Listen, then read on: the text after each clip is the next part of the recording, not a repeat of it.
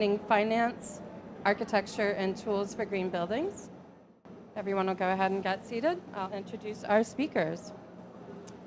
We are going to have Jayashree Srinivasan from the World Bank addressing data challenges in delivering green finance. York Ostermeyer with Global ABC talking about how digital building passports can help close critical data gaps. This doesn't, oh, there we go, okay. Can help close critical data gaps. We will have Dr. Nihal Al-Sabah with Environus explaining the need to expand from a building-only lens to district scale and microclimate perspectives. We will have Kel Jones from UCL, and we will also have Evelyn Lee, current president of the American Institute of Architects, illustrating how architects are integrating data into design workflows to deliver green, bankable buildings. I'm Anna Calandrino with Architecture 2030, and I thank you all for joining us. We'll have first up our remarks from Jayashree Srinivasan.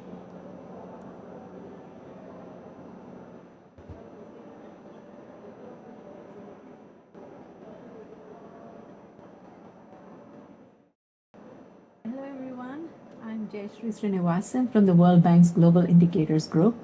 Today I want to talk about something we don't discuss enough at COP.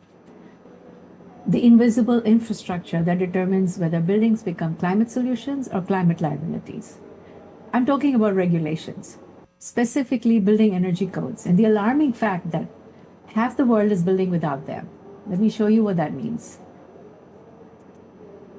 Here's a scale we're dealing with. 2.5 billion square meters were built globally in 2023 without mandatory energy codes. That's over 50% of all new regulation. To look at this from the perspective of one of our personas, the Saraf family, who are homeowners in India, their city actually has a building code. But here's a challenge they face. Enforcement is weak. The Sarafs invested in energy efficiency, better insulation, efficient appliances, all the right things. But when they tried to refinance their mortgage, they couldn't prove any of it. There isn't a robust verification system. So they got the same interest rate as their neighbors who did absolutely nothing. Their efficiency investment, financially invisible. This is the paradox at the heart of building decarbonization. Regulations exist on paper, but there's no pathway for that efficiency to translate into green finance. The Sarafs are just one family, right? And there are millions of them in the same situation. So our World Bank's Building Green Global Dataset has identified 3 critical regulatory gaps that are blocking green finance from flowing to buildings. And I want to introduce you to 3 people whose lives illustrate these gaps. Let's start with the first gap. Missing mandatory codes. Only 88 countries have mandatory building energy regulations or codes. This means about 107 countries are building without any requirements or minimal requirements. Meet Farwa, who's from Egypt. She's a developer. She's one of our personas. Egypt represents markets where regulatory infrastructure for green finance remains underdeveloped. Banks literally cannot develop green mortgage products or green bond instruments because they lack the regulatory frameworks they need to assess energy risk. Think about what this means. Trillions of dollars in construction investment are flowing through markets with no energy performance standards whatsoever. Buildings are getting financed, but not as climate solutions. The second gap is weak enforcement. Even among the 88 countries that have codes, only 52 of them enforce it consistently. So 19 countries, including India, where the Saraf family lives, have codes on the books, but weak enforcement. And here's the finance problem. Investors cannot trust performance claims without third-party verification. The regulations exist, yes, but without enforcement infrastructure. Without qualified inspectors, testing facilities, monitoring systems, compliance becomes optional. And when compliance is optional, green finance cannot flow because risk cannot be assessed. And then the third gap is insufficient incentives. Only 43% of countries have financial incentives for energy efficiency. So let's look at Hendrik, right? One of our other personas. He's a developer from the Netherlands. Strong domestic regulations, absolutely. But even in Europe, incentives are limited. And here's what our data shows very clearly. Cities that have incentives see significantly higher compliance rates. The policy tool works. We're just not deploying it at scale. So let's look at what's at the bottom, right? So regulations don't require it, enforcements don't compel it, incentives don't encourage it. 3 different gaps, but they're all blocking the same thing, green finance flowing to buildings at scale. So we built something to address this knowledge gap. So the Building Green Global Dataset is the first comprehensive global mapping of building energy code effectiveness. Not just whether codes exist, but whether they actually work. Here's the paradox that our data exposed. Where construction is booming, Africa, South Asia, Latin America, all that you see is in gray here. That's precisely where infrastructure is the weakest. We are locking inefficiency at exactly the moment where we're building the most. On the right side, you see of the screen that you see why Hendrik, our Dutch developer, needs this data. He develops projects internationally. Every market has different rules or no rules at all. So our data set gives him this first way to, compare regulatory strength, assess enforcement reliability, and identify where green finance can actually deploy. This is de-risking green building investment with data. That's what this is about. But here's the uncomfortable truth, right? Codes on paper don't change buildings. Enforcement proves compliance. Verification unlocks finance. These are three different things. Look at what effective implementation actually requires, right? There are 5 elements that need to work together. Qualified inspectors to verify compliance on site, testing facilities to measure actual building performance, technical resources and training programs for practitioners, financial support to help developers, and monitoring systems that track compliance over time. Without these 5 elements functioning together, you can have regulations that exist in theory but not in practice. And here's the opportunity, right? Our analysis reveals that 19 countries with codes on the books have weak enforcement infrastructure. There are these 19 countries. These markets don't need new legislation. They need enforcement capacity. And that's the fastest path to unlocking green finance, because the political battle to passing the codes is already won. Build the infrastructure, the enforcement infrastructure, and green capital can start flowing. Let me show you what this gap looks like in real life, right? So we'll look at our personas again. Farwa, our developer in Egypt. Egypt faces dual barriers, right? There's this limited regulatory accessibility, and there's also weak enforcement. Banks cannot develop green products without transparent frameworks that they can actually verify. And the result? The construction proceeds, but without access to green capital. If you look at this little diagram here, right? So there's a code question mark building. The question mark is where enforcement and verification should be. Without it, there's no bridge from regulation to bankable performance. But the examples in the box show what's possible, right? So Rwanda started with large commercial buildings and this building capacity before expanding. India allows for implementation to vary by state capacity, and then the EU pools resources across member states to accelerate adoption. So that means the enforcement gap is closable, and we have models that work. Now I want to show you what closing these gaps actually means, not in the abstract, but with the 4 specific personas in 4 different contexts, right? So first we have Osterbrink, our homeowner in the UK. Today he has strong regulations, energy certificates, some green mortgage access. It's decent but limited. By 2035, we anticipate that with digital building passports becoming standard infrastructure, Osterbrink gets automatic green mortgage approval. His property value transparently reflects verified efficiency. The efficiency premium that was theoretical before now is documented, bankable, and is reflected in his property valuation. And then we move to the Saraf family, who are homeowners in India. Today they live with weak enforcement. They cannot prove that their efficiency investment, so the no green mortgage option exists for them. And then we anticipate by 2035, verification systems are operational, there's green mortgages available, their efficiency investment finally adds market value and pays off financially. So basically, India has built the enforcement infrastructure. Then we look at our developer in Egypt, Farwa. Today, she faces limited regulatory accessibility and weak enforcement, so she's completely locked out of green finance.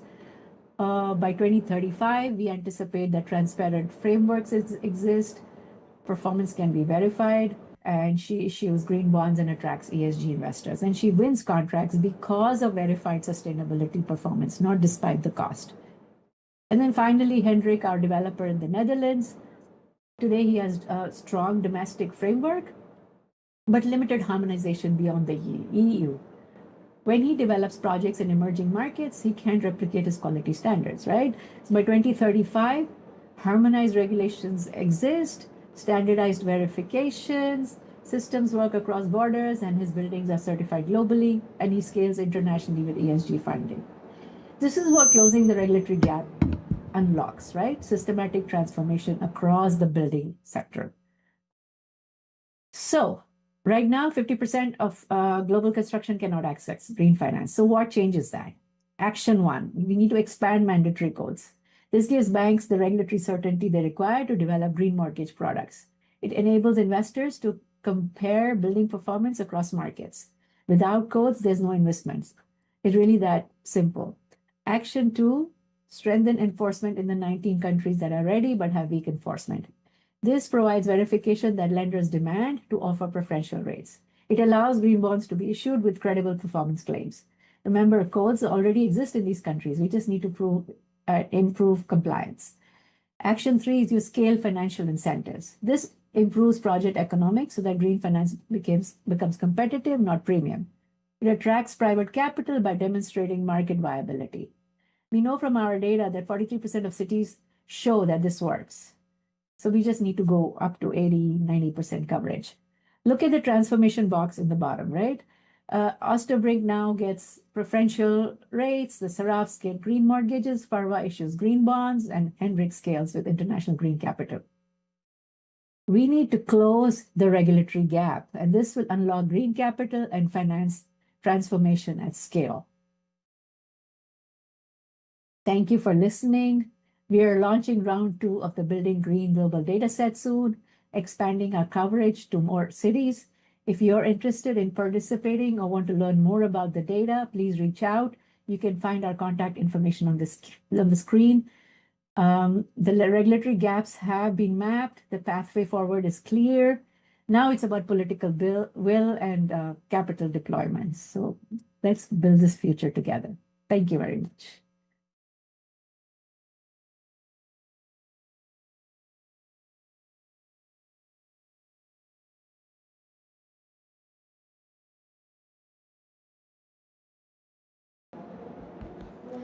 Sorry, thank you. So one of the things you'll notice is our first speaker described 4 different personas, 4 different characters that are living and working in different countries. You'll notice all of our speakers are going to carry the same theme throughout, so we can talk about each of the tools that they are discussing in context of how the data will support them in their different environments and different policy contexts. Our next speaker is going to be Jörg Ostermeier. From Global ABC, demonstrating digital passports and how they can help close those critical data gaps.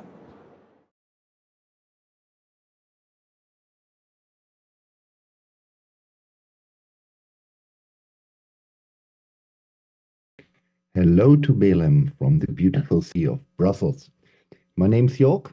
I'm professor for energy and buildings data at UCL. I also lead the United Nations hosted Global Alliance for Buildings and Constructions work on building passports, and it's my explain and lose some words a little bit on how building passports can close the data gap that was before mentioned.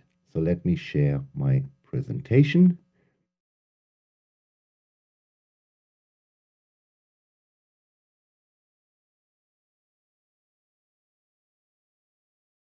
There we go.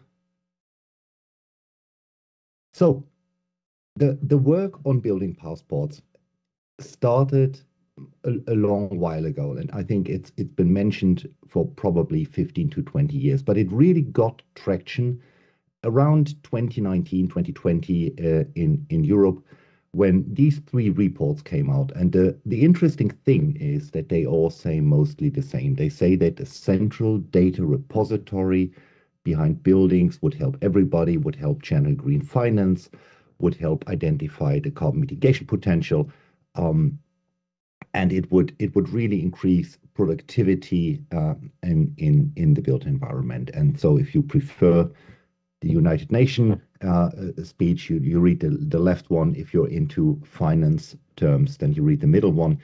And if you want to see the final document issued by the European Commission, you read the right one. But the tone and the direction given in each of these 3 documents is effectively the same. And given all the positive notes of these reports, and the mentioning that basically everybody would benefit from it. We were very curious at that time why these tools do not really exist in the form that we envision them. And that's why we, 5 years ago, started basically building our own. As a prototype, we called it CAPSA, Latin word for box, so a data box for buildings, where we said, okay, let's find out where the barriers are for implementing these tools that everybody is so looking forward to. And that's where our journey began. And of course, the first barrier you run into is that the built environment does not typically look like this. We do not see that level of repetition. Buildings are very individual. Buildings more look like this, or the built environment more looks like that. Apart from the weather, the big problem is the level of diversity in buildings. Buildings are individual, they were created over time. They, between countries, follow different construction habits, materials, needs, cultural frame conditions. So it's often said that that data in the built environment is so fractured. We need to admit that also the built environment is much more diverse than other sectors. We do not build buildings like we do build cars. And that, of course, is a challenge when it comes to data collection. So the big challenge actually in building passports, and that's probably one of the main learnings that we identified during our work so far on building passports, is not the programming of the database. It's often mentioned that should be a system of systems and that databases should be talking to each other. But all of that assumes that the data is basically there. And this is bluntly not what we see. The data is not there. In many cases, data absolutely needs to be created from scratch.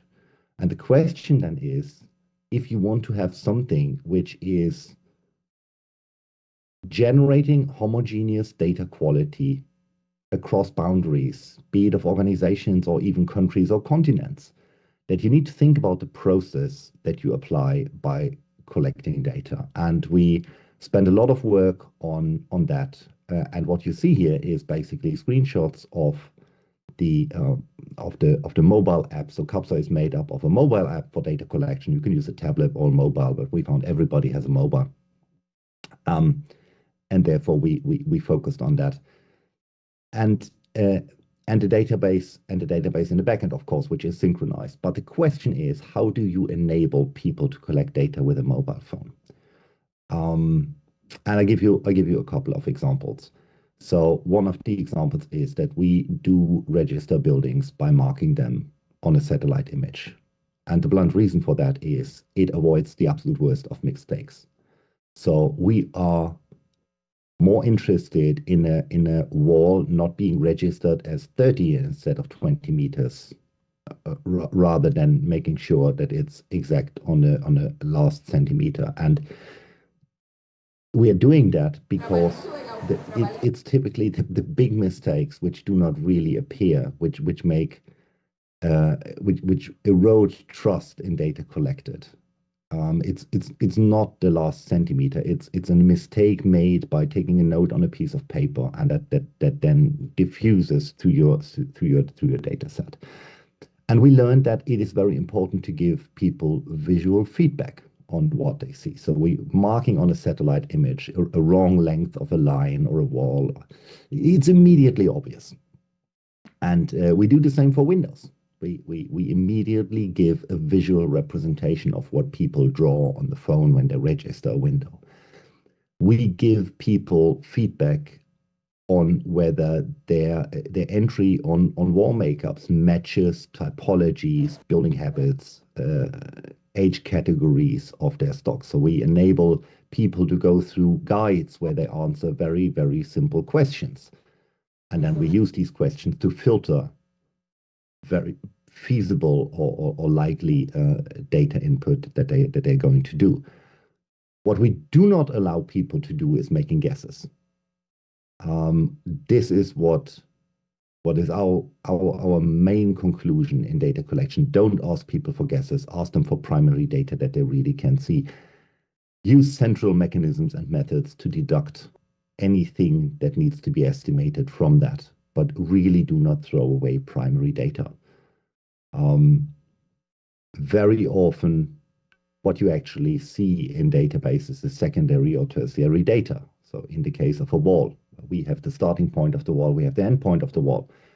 The length of the wall is already calculated from that. And when we talk about the surface of the wall, that's even calculated from that, plus the height of the wall, which is taken from somewhere else. So the more you throw away primary data, the more you erode the quality in your data set. So I think that's the main learning. And I think we arrived at a very successful process. So we are currently around, for simple buildings, less than an hour of data collection and arrive at quite sophisticated data sets. We do always aim to visualize our data in 3D for the simple reason that it's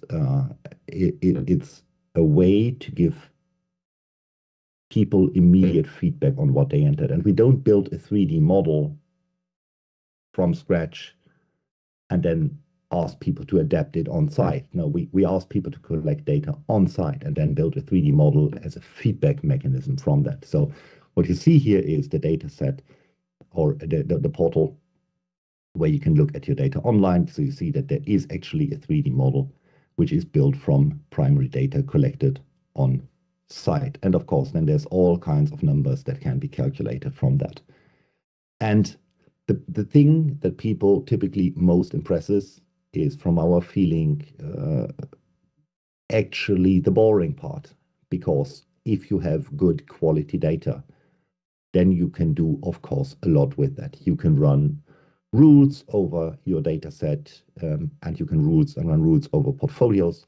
You can check what if I exchange all of the windows that are older than 20 years, what happens to the carbon mitigation or the carbon emissions of my portfolio if I apply shading to my windows. And we typically end up with sets of interventions on buildings when we talk about refurbishment strategies, which then cascade down and achieve target values, or we work until they achieve the target values. And you can calculate the costs and the end energy and the carbon emissions, and it all looks very impressive, and the graphs are very nice.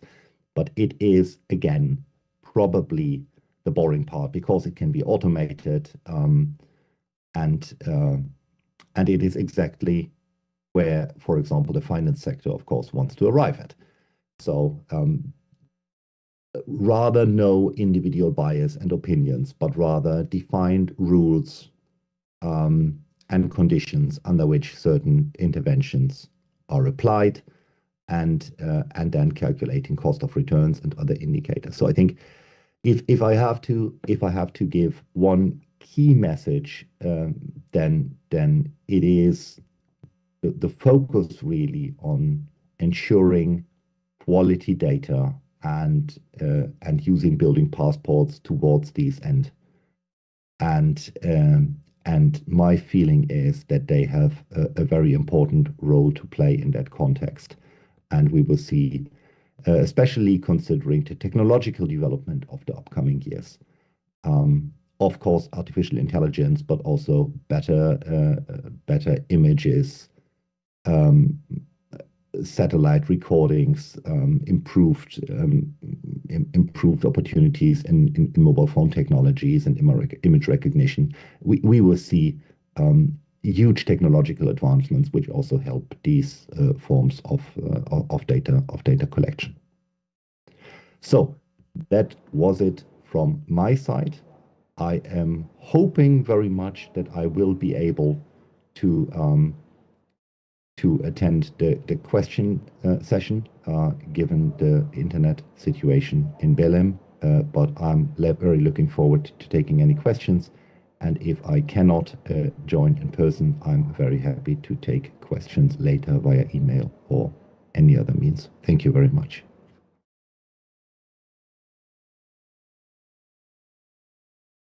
All right, that was our second speaker talking about digital passports to allow the information about the building to be built kind of into a lifelong companion for building improvements and building operations over time.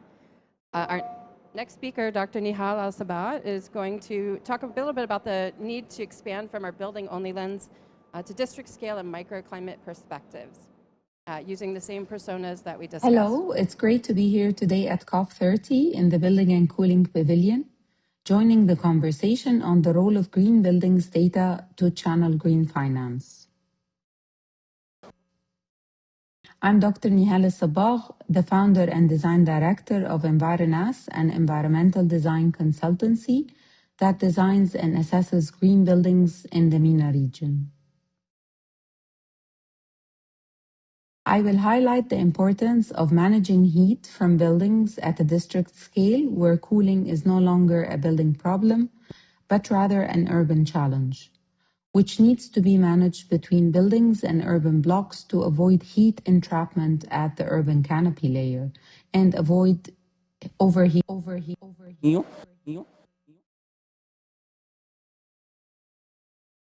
These challenges that I will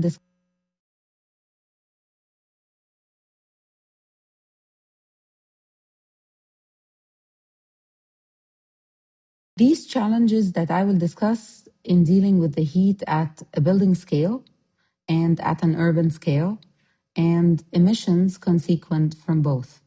Accordingly, these gaps are addressed to three personas: a family home owners from the UK, developers from the Netherlands, and developers from Egypt. The first message is addressed to the Osterbring family who are planning to build their single-family home in the UK.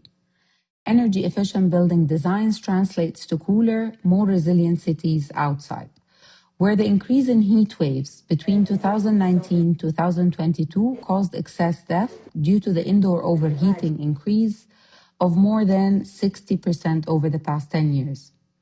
Accordingly, this increased the urban heat island effect, resulting in 1.5 to 3 degrees Celsius rise in temperatures even during evening time. The buildings within the city faces challenges which they ought to overcome, such as lack of knowledge and investment opportunities in energy efficient solutions. The increase in heat dumped outside increases the stress on electrical grids. Higher integration of optimum environmental design is required for measures such as cool roofs, green walls, insulation, shading, window upgrades to enable cutting heat gains. The guidance is provided to maximize passive strategy integration, attain green certifications to complement their design, integrate sustainable products while considering the return on investments within the building running cost, while conducting continuous post-occupancy evaluation for improvement of the building upon completion. The second message is addressed to the Hendrix developers from the Netherlands who are investing in urban communities in hot cities such as KSA. Pre-planning microclimate studies saves cost, energy, discomfort at a later stage, with expected limited regulatory requirements in the local market, and estimations of the financial values for integrating such studies, which saves 20 to 30% of future energy costs and reducing cooling plant sizing. Due to the challenges faced in integrating microclimate studies, such as the isolated responsibility between engineers and urban planners. The guidance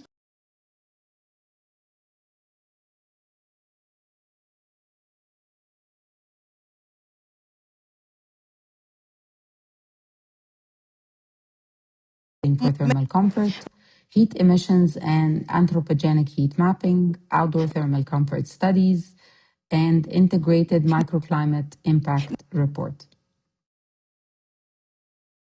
The third message is addressed to Farwa, a leasing developer investing in urban communities in Egypt. Manage the building cooling strategy and your carbon emissions are reduced, where an increase in the urban heat island effect and CO2 emissions from buildings have been on rise over the past 20 years. The market faces challenges where enforceable and explicit urban heat management strategies are highly required for integration into city urban codes and building regulations. Guidance would be provided to adopt a bottom-up approach to enable the calculations of CO2 reductions due to the adopted energy-efficient cooling measures and sustainable products used inside buildings. This must be complemented with an integrating urban heat management strategy that considers cooling solutions at both a building and an urban scale. Consolidated collective messages would be summarized to manage the heat problem coming from buildings at a district scale, must enforce microclimatic studies, integrate urban heat management strategies within national urban planning codes, consider the ROIs for the sustainable products into your projects, conduct continuous monitoring and evaluation for running buildings to reduce energy demand from HVAC systems.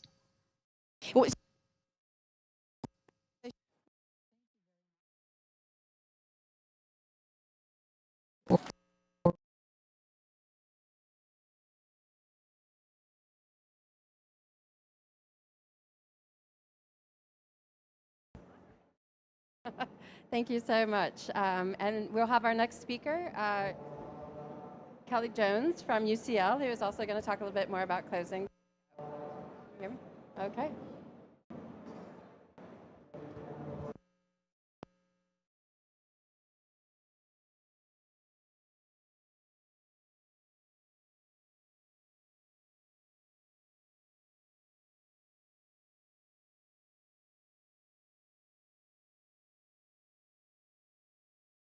Hello, I'm Kel Jones. I'm a lecturer at the Bartlett School of Sustainable Construction, part of University College London.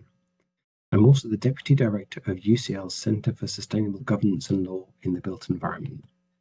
I work at this intersection of buildings, finance and sustainability, and I'm particularly interested in how data flows from the building level through to the finance level. So today I'm going to have a quick canter through my area of the world, which looks at how sustainable finance drives proper behaviours and how data provides us with the tools to support reporting under sustainable finance taxonomies. So I'm going to start by talking about the emergence of sustainable finance taxonomies. If you're not sure what they are, sustainable finance taxonomies define for a given jurisdiction what a sustainable activity is. So if you're investing in it, whether it is sustainable or not. And that definition helps to prevent greenwashing, and it helps investors make informed decisions about where their money goes, because they know, according to the definitions, what is sustainable and what is not. I see them as a really powerful policy tool, both today and in the future.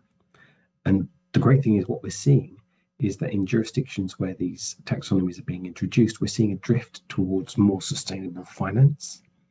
And this, while this puts some additional requirements on borrowers, which we'll come back to, it increases the competition from funders for sustainable projects.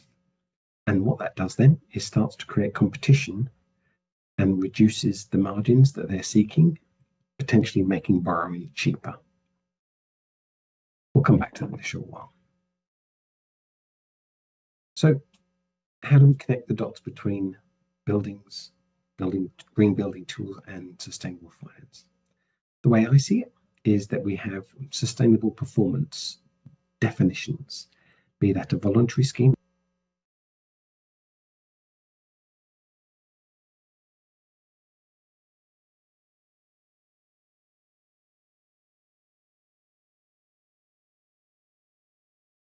Hello, I'm Kel Jones. I'm a lecturer at the Bartlett School of Sustainable Construction, part of University College London.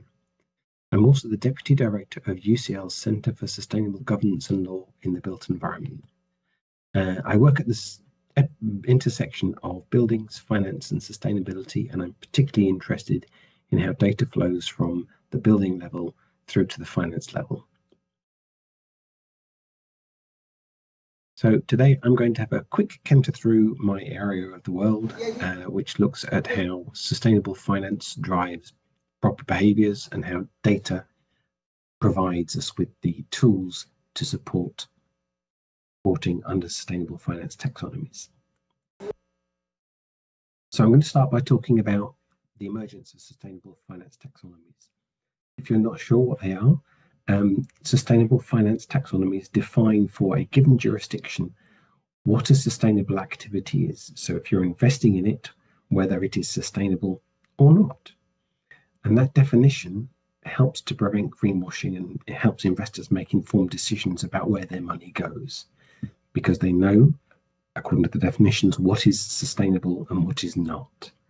I see them as a really powerful policy tool, both today and in the future. And the great thing is what we're seeing is that in jurisdictions where these taxonomies are being introduced, we're seeing a drift towards more sustainable finance. And this, while this puts some additional requirements on borrowers, which we'll come back to, it increases the competition from funders for sustainable projects. And what that does then is starts to create competition and reduces the margins that they're seeking, potentially making borrowing cheaper. We'll come back to that in a short while. So how do we connect the dots between buildings, green building tools and sustainable finance? The way I see it is that we have sustainable performance definitions, be that a voluntary scheme like BREEAM or LEED, for example, or EDGE, or mandatory schemes like financial taxonomies, for example. And those requirements can be either direct, where they impact the developer or the lender directly, or indirect requirements, whereby somebody above you in the value chain is required to do that. And so your reporting then needs to align with their requirements. Those definitions then help architects to design sustainable buildings, which is great. They help to define the envelope within which they can build. But by creating those sustainable buildings, it enables access to sustainable finance. So what we have is a situation in which sustainable finance sets the requirements that a borrower needs to meet to be considered sustainable. We're also seeing finance providers placing more importance on the operational data about the building's performance and the impact of the material choices that go in to make those buildings. So finance is having a really influential role on what actually gets built. And so information and data that is accumulated throughout the building's life cycle through design, development, delivery, operation at the end of life provides evidence for the compliance and the alignment with the sustainable finance requirements that have been set across the life cycle. So it's a virtuous loop. It's reinforcing. It just needs information to grease the wheels. So I've got to talk a little bit about who we're doing this for. And we have four people here, Farwa and Hendrik, developers. Henrik is social, I've established. The Sarah family are buying a new home in India, and the Osterbrink family are refurbishing an existing one. Now, with the data across the asset life cycle for the building, they can, as we've said, demonstrate compliance with regulations. It also allows them to manage risk of falling foul of those regulations by allowing them to keep track of how their building's performing against emergent regulations as we move towards 2030, 2050. It also, as we've said, allows them to potentially access cheaper sustainable finance, which is great news to offset the costs of doing the right thing But developers have a slightly different interest in sustainable finance than do owner occupiers and the social landlords, in that the developers are focused on attracting purchasers who are more interested in sustainable outcomes as well. So by receiving sustainable finance, they are delivering sustainable outcomes for people who want to live more sustainably. And that's great, but their interest in the building then ends when they've sold it on, unless they're social landlords as well, such as Hendrik. And they need the data to allow them to have a better understanding of the operation and construction of the buildings that they are operating. It also, with the information, allows them to manage heat costs, or in the case of the Sarah family, probably cooling costs, because they know how to operate their building. They know how it should be operating. They know what the expectations of that are, so they can keep track of that, and they can benchmark it against other benchmarks in the country. By extension, that helps them to manage down the costs of their heating and cooling, for example. When we look at the Osterbrink family, they're interested in understanding as much as they can about the fabric of their building. How has that been built? It's an old building. Is it insulated? How was it built? Where are the leaks? Where's the air and the warmth escape? And so they need much more information about the building itself. So they're looking at something like a materials passport for the building. And that allows them to understand better which are the more cost-effective renovation options that they have available to them to allow them to develop a building that is in line with the regulations. Now, this breaks down into three broad groups. The developers usually have a small number of relationships with lenders, large volumes of transactions in terms of finance, but little data, so it's relatively easy to manage. Family Saraf and Osterbrink are both in situations where they are likely to be having a mortgage, in which case they are dealing with relatively small amounts, and they are few banks to many, many people. And that creates a huge amount of data for many providers of information. Now, the Sarah family have a new product which is quite well understood, and so the information flow should be relatively straightforward. However, the Osterbrink family are in a situation where the product is uncertain, it isn't well understood, the building is bespoke, and so getting the information and reporting that information is really challenging. So they need to access the information. So what we advocate for is a digital building logbook. Now, this is a very scary slide, and I'm not going to dwell on it at all. But broadly, wherever you are in an asset's life cycle, capturing data, ideally digitally, is a great thing. Because what that does is that allows you to use it for reporting, for demonstrating compliance, potentially for accessing sustainable finance. Without that data, the evidence that you're complying with the requirements of sustainable finance may not be there. And so you may not be able to access it. You may not be able to continue to benefit from the sustainable finance available to you. I could talk about this for hours, but I've been given a very fixed limit of time. So I'm going to say thank you very much for your time. I'm very happy to continue the conversation offline. You can connect with me on LinkedIn using the QR code there. I wish you a very successful COP, and yes, hope to see you in the future.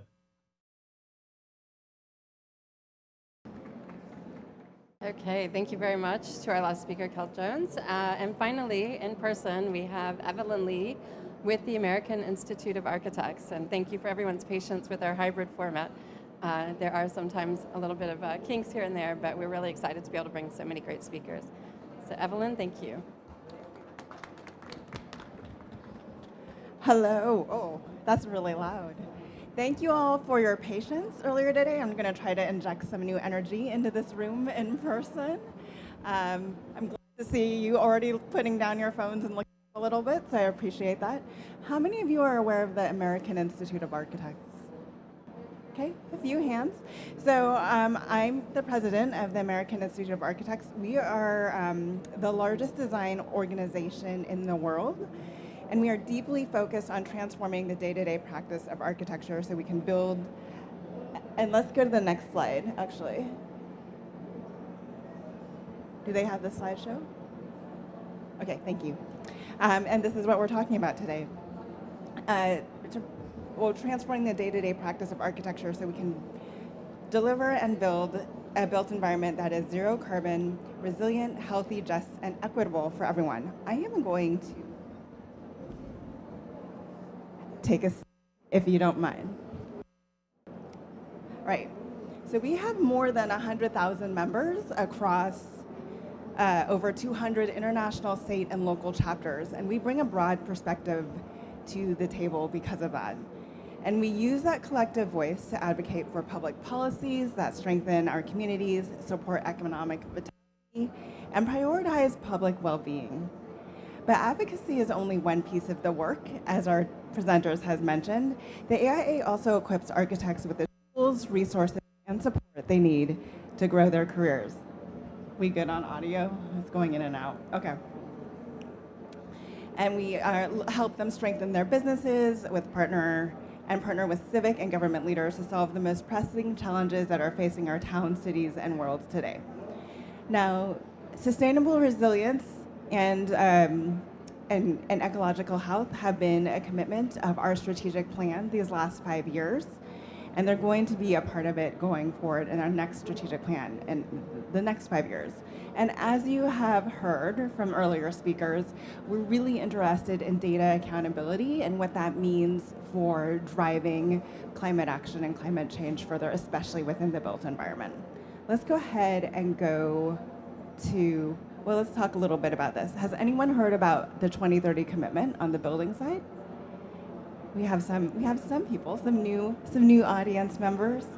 So the 2030 commitment is a framework that allows firms, so architecture firms, to track and report their progress toward net zero. And each year we publish the 2030 by the numbers report, which captures and shares the design community's advancements towards those goals. Let's go to the next slide.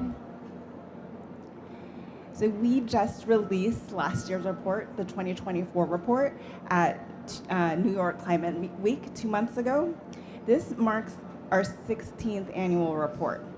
So that's over a decade and a half of operational data tracking how far architecture design has come, and just as importantly, where we still need to push in the work regarding climate action and resilience.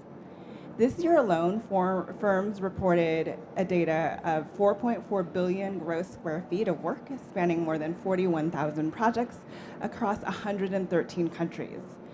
The scale of that participation reflects both the urgency of climate crisis and the growing recognition that architects can play in addressing it.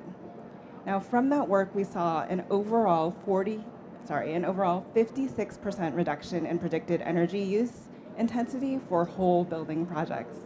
And beyond energy performance, this year's data shows meaningful increases in predicted net zero projects, renewable energy integration, embodied carbon analysis, and detailed reporting on fuel sources. All of these indicators point to real measurable progress in reducing greenhouse gas emissions from the building sector. And while we know there's still much to do, this trajectory shows what's possible when our profession commits to action at scale. Hi. Let's go to the next slide. So how are our 2030 signatory firms really making an impact and moving us closer to high-performance buildings? So through the AIA 2030 commitment, we collect data and track progress across a set of core strategies that shape the design process from day one. So that includes energy modeling at every phase of design, ensuring project teams stay focused on passive design strategies and ambitious energy-efficient measures throughout the entire workflow. Policies and codes that were mentioned earlier that require compliance modeling, which help push energy reductions even further and embed performance expectations into everyday practice. And we shift away from on-site combustion and toward all-electric, grid-interactive, highly efficient buildings, future-ready buildings that align with where the energy sector is headed. supporting both on-site and off-site renewable energy, along with detailed fuel source tracking, so we can optimize how projects are powered. And finally, reducing embodied carbon, addressing emissions associated with material extraction, manufacturing, transportation, installation, maintenance, and end of life. Together, these strategies reinforce that climate action just isn't theoretical, it's embedded in the decisions architects make every single day. And the 2030 commitment helps us track that progress. We're gonna stay on this slide. I think you guys jumped ahead. Nope, go back one. Yep, thank you. So the results we are seeing through the 2030 commitment aren't just theoretical, they translate into real world impact, and they help us communicate with developers and potential clients as well. Reported projects represent more than 22.1 billion in energy cost savings over their baseline equivalents. That is a really huge, extraordinary figure, and it's one of the strongest motivators that we have when talking with clients about the value of high performance design. We also saw 61.4 million metric tons of CO2 emissions avoided compared to the 2030 baseline equivalent buildings. And that's a measurable demonstration of what our profession can achieve when we act collectively. This year, 277 firms reported 6,828 projects that met the 80% predicted EUI reduction target, representing 17% of whole building gross square footage. It's not just a few standout firms driving this progress, it's happening across the profession. And in the DDX, firms reported 630 net zero projects, showing a continued and encouraging rise of projects aiming for the highest levels of performance. Let's go to the next slide. We are also seeing meaningful growth in the use of renewable energy across reported projects. So this is in 2024 alone, that the amount of the project square footage that include renewables increased by 123 million square feet compared with last year's reporting year. And when we take a step back and look at longer trends, the progress is even more striking. Since 2021, we've seen a 5-fold increase in projects incorporating renewable energy. This is a kind of momentum we need projects that aren't just reducing energy use, but actively shifting towards cleaner, more resilient energy sources. Go to the next slide. So when we talk about integrating energy modeling into firm practice, it's essential that we want to consistently drive high performance buildings that meet our energy reduction goals. Yeah, architects are still only providing energy modeling about a fourth of the time. And the data continues to show why this matters. Modeled projects perform significantly better.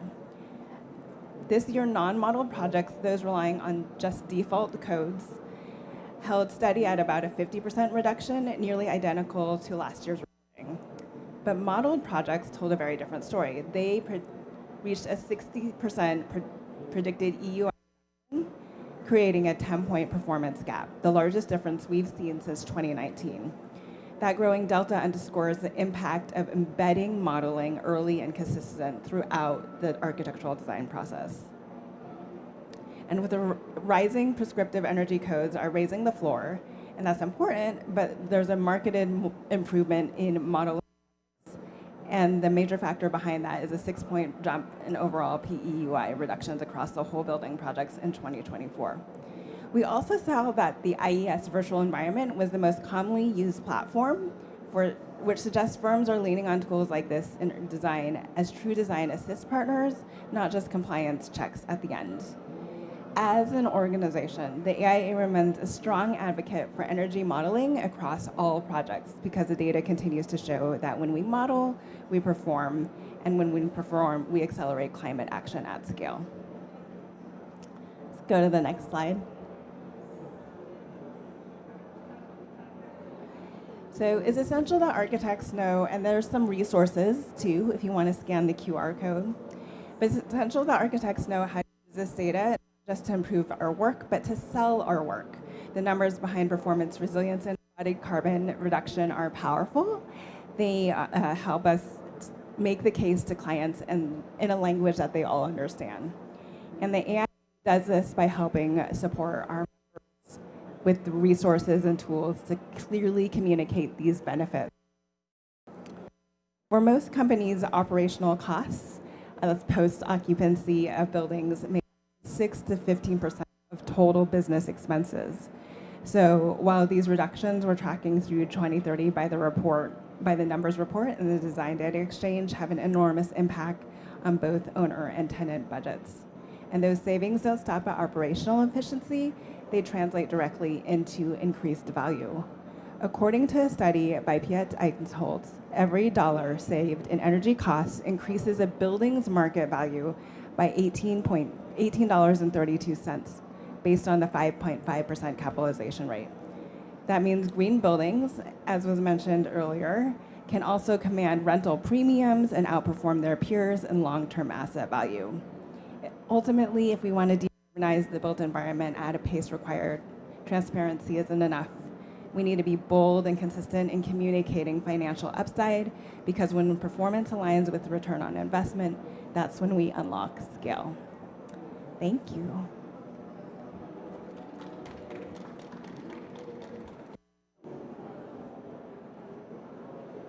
Now we're going to attempt a panel discussion.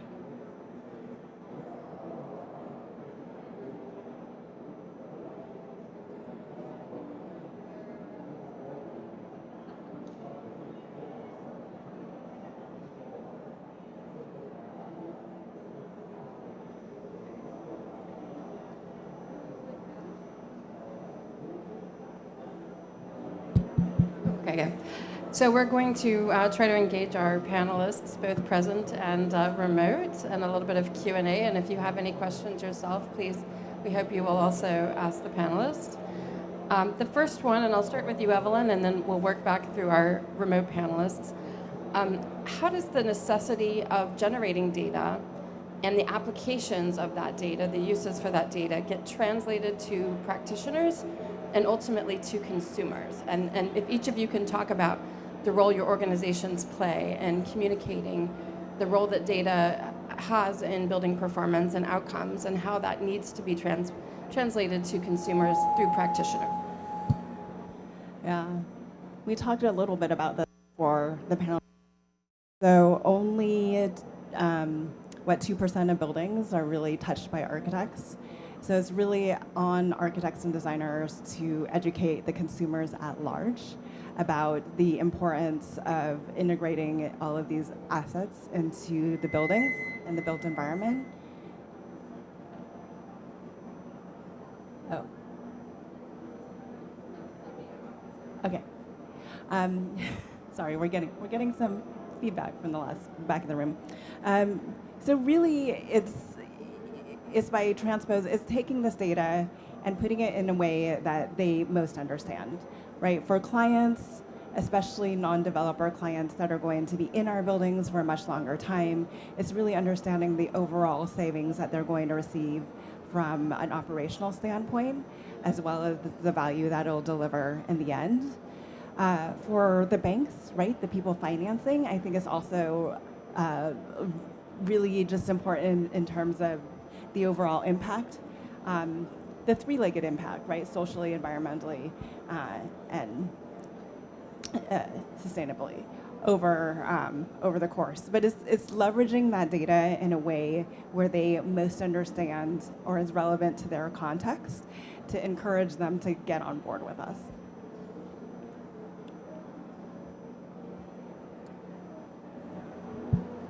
All right, I'll go ahead and ask our remote speakers. We'll start with Jayashree Srinivasan.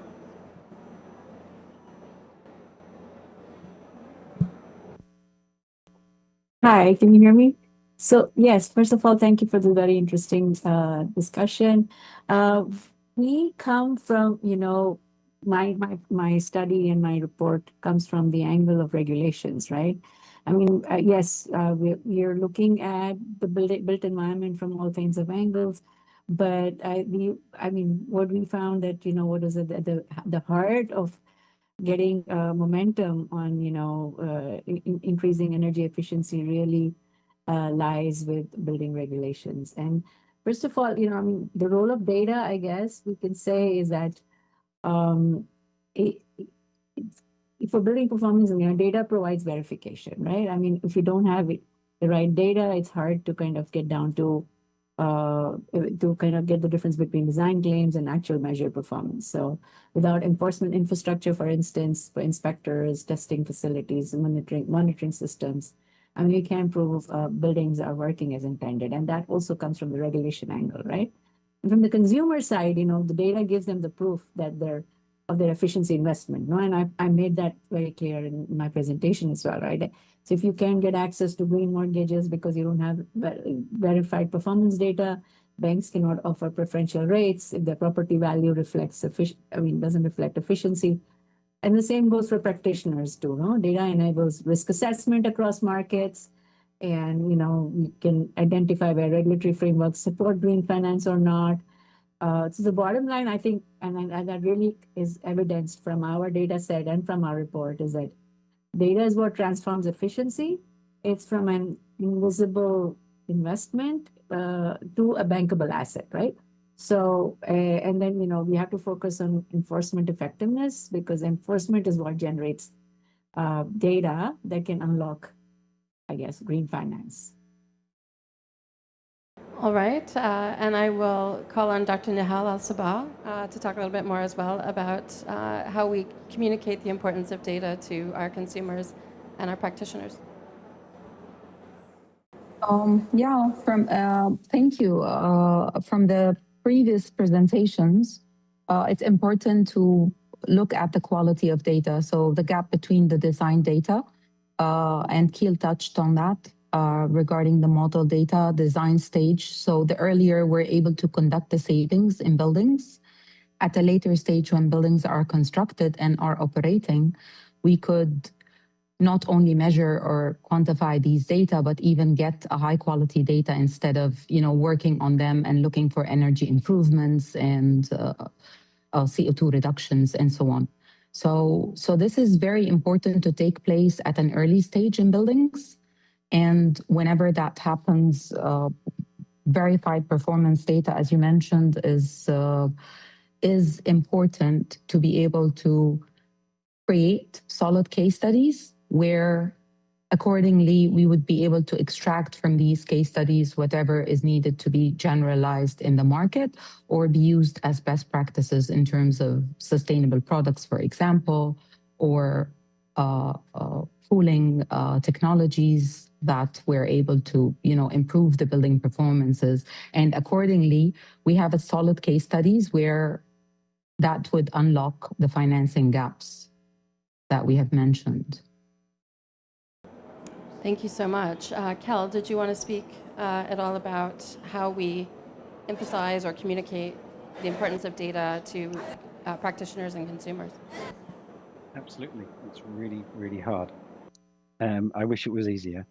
I'm going to focus in on sort of the why. Why are we asking people for data, and why is it important that they respond to that requirement? And I see two main levers here. One is regulation. The other is finance, which is imposing regulation on the consumers or the producers of the data at the building level. We see in the real estate market that there's a whole load of people who are responding to the emerging regulations.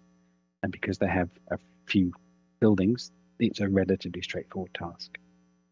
But they have to comply, whereas the homeowners and individuals in this space, they don't really have strong, and we heard from Jeshari earlier, that there's no real strong levers to enable homeowners to actually need this data.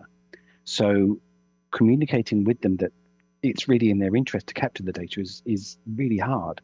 And I think what we're going to see as regulations start to emerge, influencing their behaviors, that they will start to understand that. But it probably will come on the back of regulations as they emerge across the world.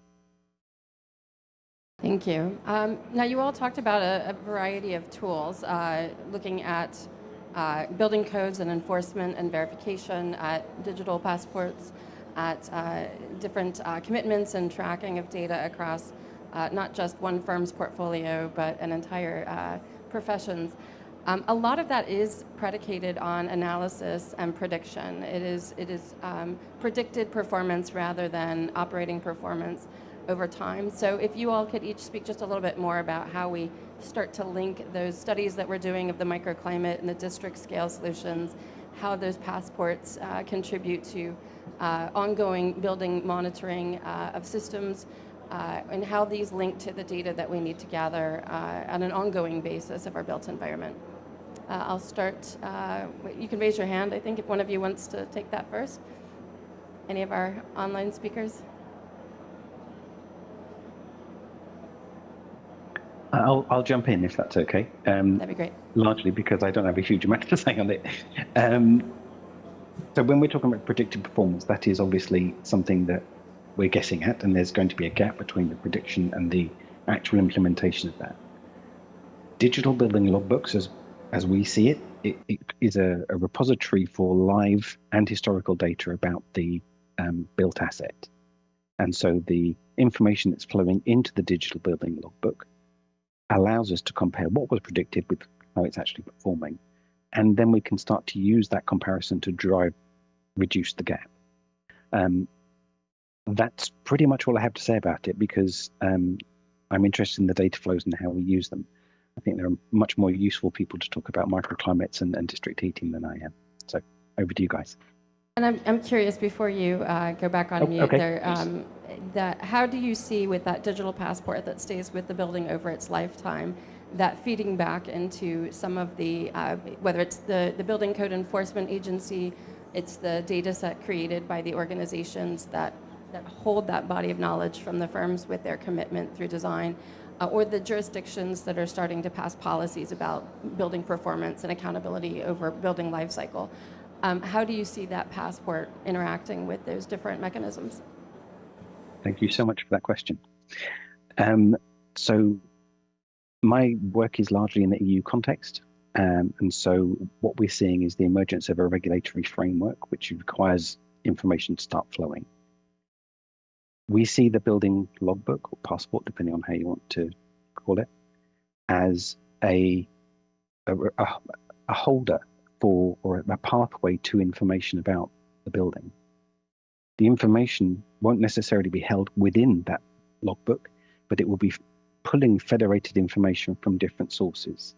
And it could be that that material, the material information is held in a separate material passport. It could be that the performance information is held by an energy supplier, for example. But what happens is the information can then be pulled, federated information can be pulled securely and on demand to authorized users of that information, be that local authorities, national governments, or finance providers. And so the last slide I showed in my presentation was that federated environment in which all of this information is held in disparate information containers where it is assured locally and made available to those people who want and are allowed to use that information. So it has a pivotal role. So thank you for the question. Thank you for the answer. Jayashree Srinivasan, you talked about building codes and verification. Can you just talk a little bit more about that, how we close that data loop and verify in performance? Are there financial mechanisms that tie to building performance over time, or are they largely tied to performance at the moment of occupancy?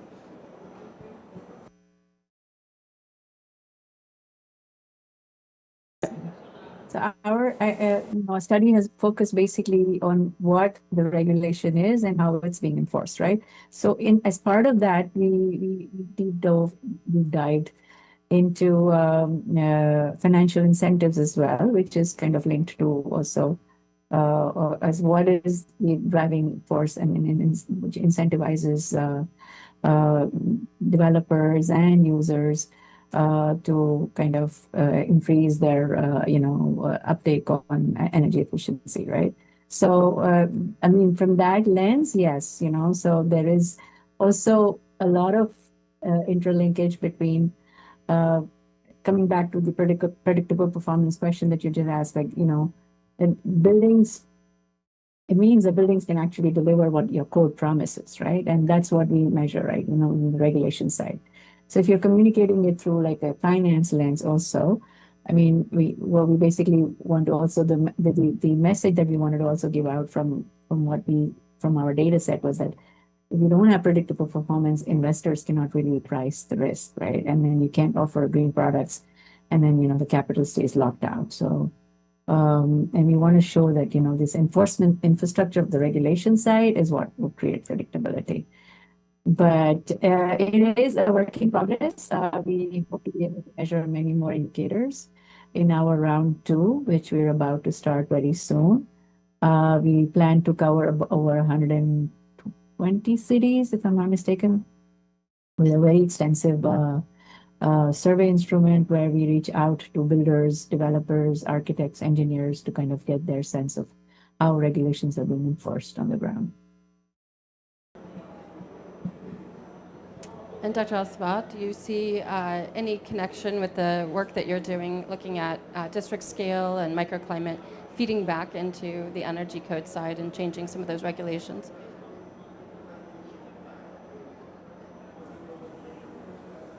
So the linkage between building scale and the outdoor microclimate is usually very challenging because the allocation, so unless it's a developer who's working on an urban scale, when you're allocated to develop a single building, it's very challenging to take care of the microclimate because it's a consequence of what has happened previously. And accordingly, you just have to deal with the heat that is coming from the outside. And designing that particular building, it becomes a little bit challenging comparing when working on an urban scale. However, I would say that one of the important gaps to be highlighted is buildings are living organisms. So we don't deal with them as, solid blocks. So buildings are built for users. So the behavioral pattern is very important because by the end of the time, when we collect the data, much of the gaps or many of the gaps comes from how behaviors is affecting the intent for design or like how the buildings have been designed earlier. And that is very much related to predicted data that we're talking about. So if we're able to learn from these case studies that are built on ground and kind of learn and integrate in new building solutions, because we don't have much developed tools in like architecture and planning that would enable us to be able to forecast and predict very accurate built environments. So once we build them and start measuring them, whether with BMS systems or logbooks, we would find them compliant with the intent at an early stage. So to be able to bridge this gap, the behavioral side has to be taken into consideration. And these users comes from the outside to the inside, and they're interacting between the outdoor and the indoor. So they're not choosing this particular room statically. So they're dynamic users moving between spaces, between buildings and the outdoor and the indoor. So this is very important to take into consideration, despite the fact that it's not something that comes at a later stage to take care of the behaviors and so on. So it's a fundamental requirement that we should take into consideration. That's it. I want to piggyback off of that. Buildings are a living organism, right? And I think what's interesting about microclimates and the changing microclimates is it means that there's a greater call for more data to understand how to adapt to the individual microclimates. And this is an area where I think AI can begin to bring together multiple data sources as we look at the Internet of Things and more monitoring systems going into our projects, as even some of our appliances become monitoring of how we use buildings, as well as just overall energy consumption to ensure to reassess our predictive models and kind of close a broader loop around what we are predicting is happening versus what is actually happening. I think that feed back into the regulatory loop, right? There's one of the things we didn't touch on is the strain that the growing built environment is going to continue to have on our energy grid. So in order to be able to build more, we also have to minimize the use there. Absolutely. So this then becomes kind of reinforcement for additional regulation around buildings that are energy efficient. to build a little bit on what you started to touch on as well, I know AREA has been collecting operational carbon data for 15 years now, I believe it is, since the 2030 commitment was first launched. Can you talk about some of the other types of commitments and data collection that are going on, and perhaps partner organizations that the AREA may be aligned with around other scopes of work besides the building architecture? Right. So a little bit, we do a lot of work with the U.S. Conference of Mayors. The AIA has a very close relationship with them, working with local leaders to inform policies that support a better built environment. Another thing, and Anna, kind of want to throw that question back to you, is relative to our materials pledge and what your firm is doing there as well. So the AREA does have a materials pledge, so we can start to track embodied carbon, circularity, human health impacts, a great deal of information on the materials we're putting into our buildings. And AREA is also collecting embodied carbon data now, not just predicted energy use intensity for all the buildings that are going into our annual DDX reports. And then there are partner or aligned organizations who now have taken inspiration from the 2030 challenge. We have a ASLA, American Society of Landscape Architects 2040, looking at the site, looking at that microclimate and district scale and the fabric between our buildings. We have an SE 2050 for embodied carbon holistically, and an MEP 2040, looking at our mechanical systems, refrigerants, and embodied carbon of those. And so what AIA trained us how to do for the last 15 years has now, I think, transcended all of the different disciplines. And so whether it's in interiors, a refurbishment, and we're collecting just material data, or it's the whole building and the site, we're able to really collect operational and embodied carbon and a slew of other points of data that help us continuously improve what we deliver in terms of the built environment. Are there other questions here from the audience? We have just a couple minutes left, I think. I've dropped my phone, so you'll have to keep me on time. Yes, go ahead. Hi, thank you for all the presentations. They are very good. We are now working here in Brazil because we're struggling with data the buildings itself. We don't have energy data, so even carbon, right? So we now work, and we are the government launched the taxonomy. So we are trying to take work together, but and to establish as regulations, right? And in the other hand, try to establish benchmark. So we have a baseline to understand where you are and establish a plan, an action plan to move forward. So if you can, some of you could give us advice how we can, because we are working in different entities, the building environment entities are working together to achieve that. But if you could advise how the best, if you have experience on that, how we can advise us to try to move forward, to complete the task. Did any of our speakers want to take a shot at that? I don't see any hands raised. Again, I'll jump in. Go ahead, Cal. Thank you. The answer in the UK context where I am and the EU context, unfortunately, comes down to regulation. We've had a series of regulations which require the energy performance of buildings to be monitored and reported. Now, some of that is anticipated and expected performance rather than actual performance, but it's a start. We're moving to a position where actual performance is. Please go ahead.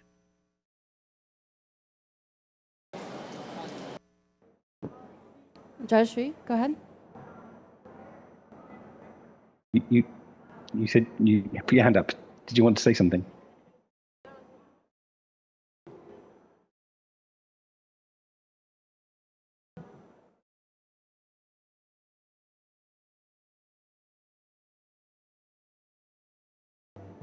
Okay.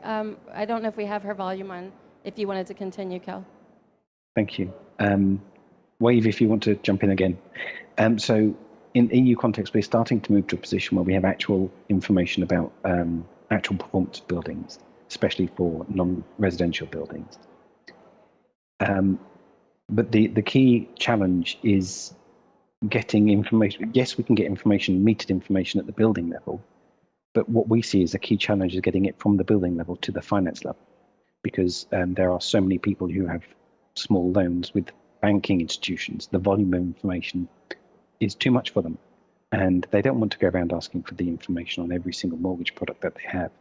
And so taxonomy regulations are great, but we need to find a way of making that flow of information between the building level and the finance level much, much easier.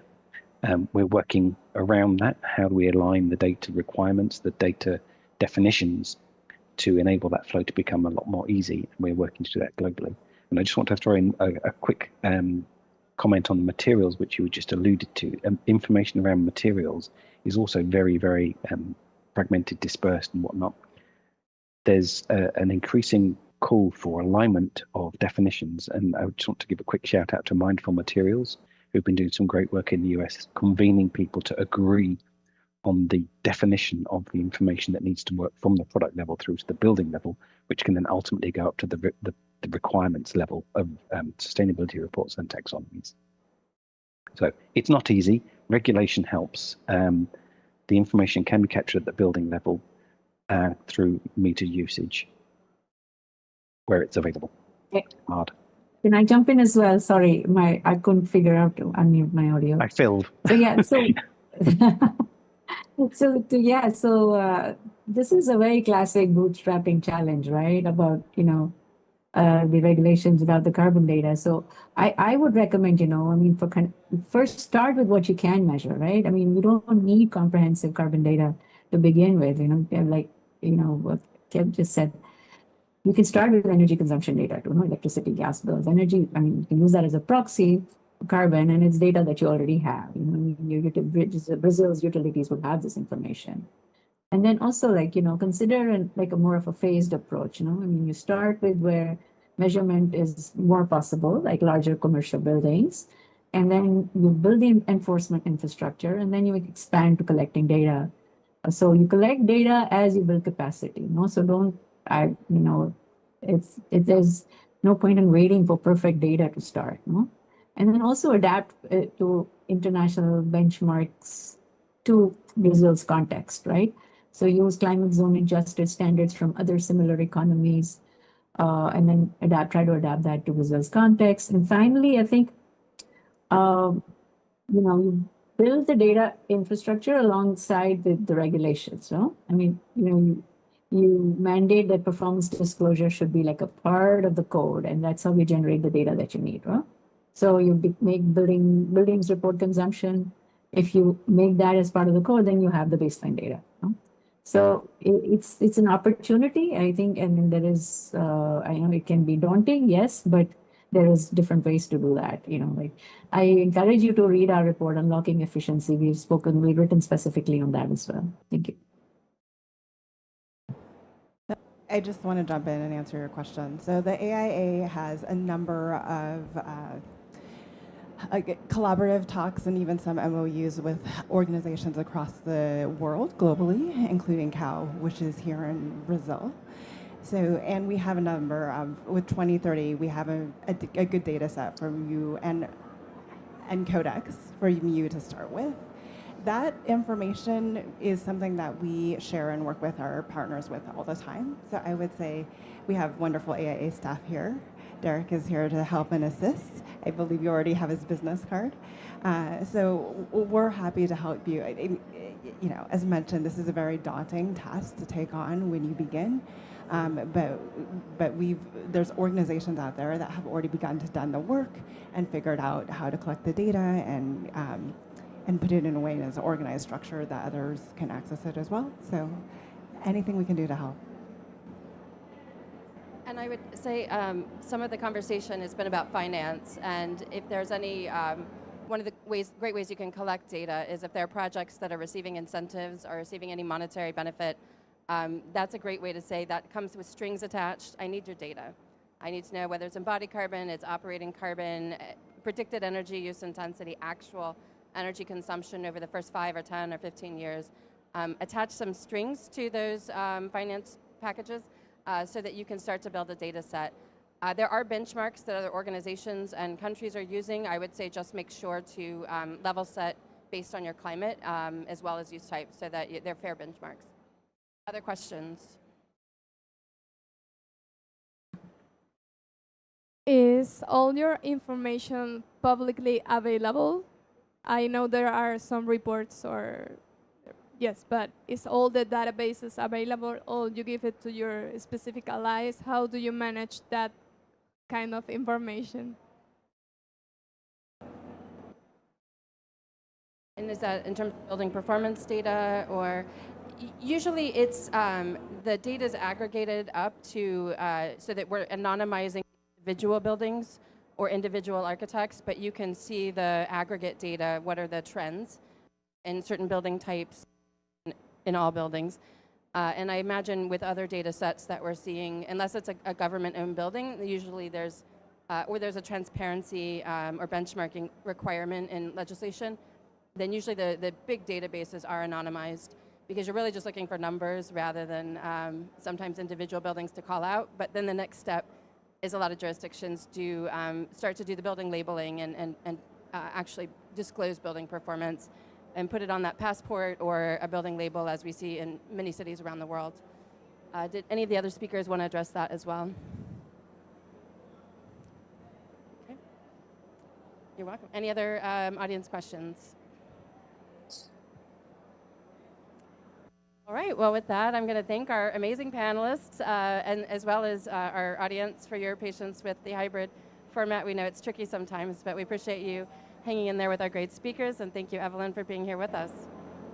Thank you all. Thank you very much. Thank you. Thank you. Thank you. Bye-bye.